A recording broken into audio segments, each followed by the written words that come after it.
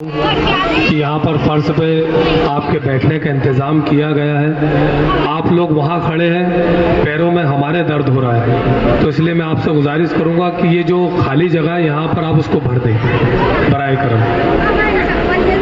हाज़रीन मजलिस, dice पर जलवा अफरोज औरंगाबाद शहर अध्यक्ष शारिक नक्शबंदी साहब, एक्स कॉरपोरेटर MM शेख साहब, हाजी इसाक साहब, भोपाल से आए हुए हमारे तौकीर निज़ामी साहब और भी दीगर मेहमानान,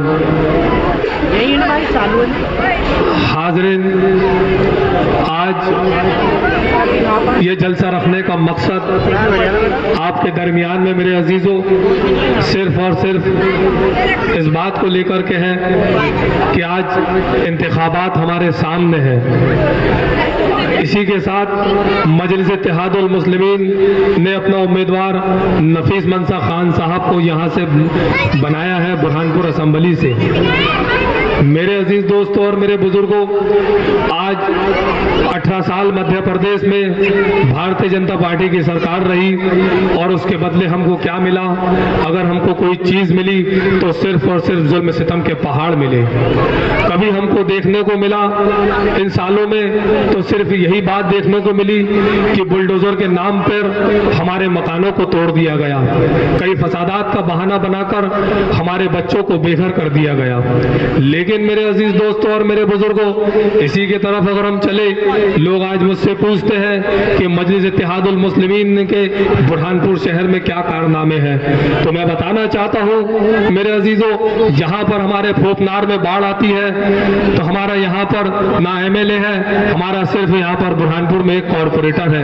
लेकिन उसके बावजूद हमने जब मध्य प्रदेश से असदुद्दीन ओवैसी साहब की तरफ गुहार लगाई तो उन्होंने कहा हमसे, ठीक है आपके मध्य प्रदेश फोपनार में बुरहानपुर में बाढ़ आई है, हम एडवोकेट हन्नू साहब आए, उनसे गुजारिश करूंगा आप भी तशरीफ रखें। तो मेरे अजीजों, मैं आपको बता रहा हूं कि फोपनार में जब बाढ़ आई, हमने असदुद्दीन ओवैसी साहब से गुजारिश की तो उन्होंने 8 से 10 लाख रुपए की इमदाद वहां से भेजी। हमने कई सामग्री बांटी, हमने वहां पर लोगों को खाना मुहैया करवाया, कपड़े मुहैया करवाए और जिन लोगों के मकान पूरे बह गए थे उनको 5-5 हजार रुपए मस्जिद इत्तेहादुल मुस्लिमीन की जानिब से दिया गया। मेरे अजीज दोस्तों, हम यहाँ से खरगोन चले जाए 150 किलोमीटर की दूरी पर, पिछले साल वहां पर फसादात बरपा हुए। उन फसादात में हमको क्या देखने को मिला कि हमारी माँ बहनें, हमारे भाई रोजे की हालत में थे और उनको बहाना बना और हमारे 12 से 13 मकान को तोड़ दिया गया।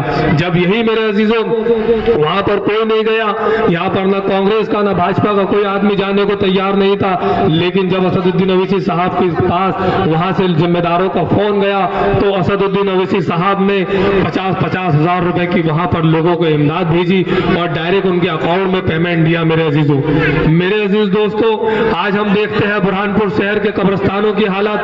अभी मेरे पास में एक वीडियो आया 2 से 3 दिन पहले का कि हम जिंदा तो जिंदा, मरने के बाद भी हमको सुकून नहीं मिल रहा है। आज ना जाने हमारा कौन से भाई, कौन से बुजुर्ग उस कब्र में लेटे हुए हैं और हमको देखने को मिल रहा है कि उस कब्र में सुअर चले जा रहे हैं। बताइए हमारे लिए कितनी शर्म की बात है।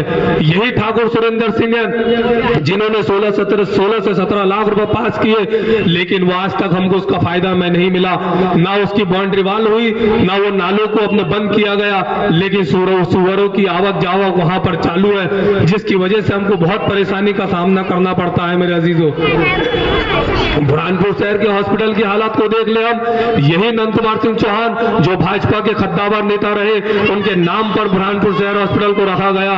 यहाँ पर 72% के पद खाली पड़े हुए हैं। जब मैंने विधायक महोदय से सवाल किया कि 72% के पद खाली है तो आप इसका इंतजाम क्यों नहीं करते, तो उन्होंने मुझसे कहा कि उस सेहत वजीर ने असम्बली में खड़े होकर जवाब दिया कि हमारे पास स्टाफ नहीं है, हमारे पास डॉक्टर नहीं है, हमारे पास हार्ट के स्पेशलिस्ट डॉक्टर नहीं है, हमारे पास वेंटिलेटर की सुविधा नहीं है। आखिर इन इंतजाम को क्यों नहीं किया जाता? आज मध्य प्रदेश में बुरहानपुर शहर में आज सबसे बड़ी अकलियत की आबादी कहीं पर बसती है तो यही बुरहानपुर शहर की सरजमीन पर बसती है। 8 लाख की आबादी है लगभग बुरहानपुर जिले की। आज हम हमको 125 डॉक्टर की जरूरत है, मात्र हमारे पास 23 से 24 डॉक्टर हैं। आज 100 पद उस पे जो खाली है डॉक्टरों के, आज आप उसका इंतजाम क्यों नहीं करते? क्यों आप हमारे को अनदेखी कर रहे हैं? क्यों आप हमको बदहाली का शिकार डाल रहे हैं? सिर्फ इसलिए आप हमको बदहाली का शिकार कर रहे हैं क्योंकि मेरा नाम इमरान हुसैन है, क्योंकि मेरा नाम अब नफीस मंसा खान है। आप सिर्फ और सिर्फ इस बात को टारगेट करके हमको अनदेखा कर रहे हैं। लेकिन मेरे अजीज दोस्तों और मैं आपको एतमाद दिलाना चाहता हूं, यही मजलिस इत्तेहादुल मुस्लिमीन का नुमाइंदा जब नफीस मंसा खान यहां से कामयाब होगा और यहां से मध्य प्रदेश की विधानसभा में जाएगा तो वह आपके हक के लिए बोलेगा और वह आपके लिए अपनी आवाज को बुलंद करेगा और वो लड़ेगा और वक्त के फिरौन और नमरूदों की आंखों में आंखें डालकर अपने पंजा आजमाइश करेगा और आपके हुकूक को उनसे छीन कर लाएगा और आपके पास अपने उनके हुकूक मुहैया करवाएगा। लेकिन मेरे अजीज दोस्तों, जब कोई मामला आता है तो सबसे पहले सड़क से लेकर संसद तक अगर हमारी आवाज को कोई बुलंद करता है तो वही मर्द मुजाहिद असदुद्दीन अवैसी साहब बोलते हैं।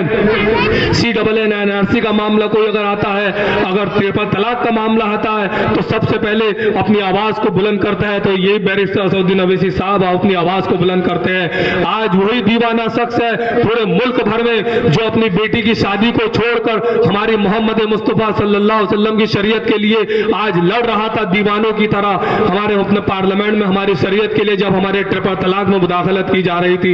लेकिन मेरे अजीज दोस्तों, हमको एक बात देखने को मिलती है, जब कोई कहता है कि हाँ यकीनन एक ही मर्द मुजाहिद है बोलने वाला, वो है अलहाज बैरिस्टर असदुद्दीन अवैसी साहब। लेकिन जब इलेक्शन में हम मैदान में उतरते हैं तो हमारे भाई हमारे अजीज हमसे कहते हैं कि नहीं ये बी टीम और सी टीम का काम कर रहे हैं। लेकिन मैं बताना चाहता हूं वक्त की किल्लत है और भी वक्त की किल्लत है मेरे अजीजों। हमारे मेहमान और हमारे बाहर से आए हुए हैं, मैं चाहूंगा मैं अपना वक्त इनको आपसे ज्यादा आपको ज्यादा सुने क्योंकि मैं तो लोकल का हूं। आप जब चाहेंगे इंशाअल्लाह ताला यहाँ पर किसी चाय पे बैठ के हम चर्चा कर सकते हैं, लेकिन ये मेहमान हमारे पास बार बार नहीं आने वाले। तो मेरे अजीज दोस्तों, मैं आपसे आखिरी में एक ही गुजारिश करना चाहूंगा, आने वाली 17 नवंबर को 7 नंबर का बटन दबाएं और पतंग निशान पर दबाएं और नफीस मंसा को कामयाब करें, यही आपसे मेरी गुजारिश है। खुदा हाफिज। साथियों